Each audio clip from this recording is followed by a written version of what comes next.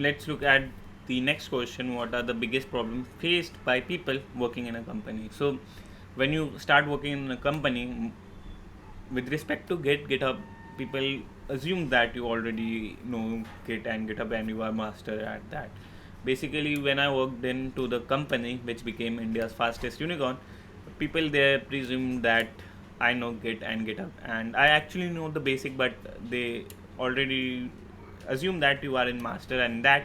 So basically, suppose you committed some wrong code and some other people committed on top of your commits, people will assume that you will be able to handle and remove those commit, and you have utmost uh, knowledge at how to handle those scenarios.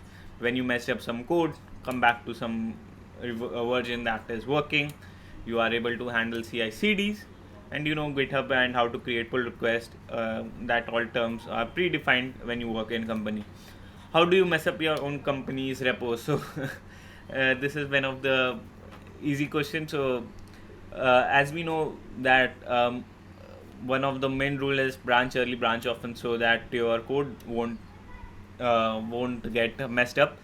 So I've seen many people start directly working on the main branch, and that caused very much breaking up in the production level. So basically, if you want to break up your code, so you could just go to your company code, and onto the main branch you just add some random code, and you will mess up your code, and in the next day your manager will be asking you the thing to fix it.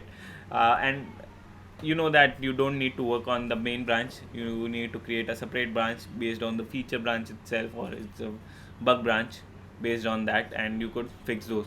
And similarly, incident, you know that, and recently there was a crowd strike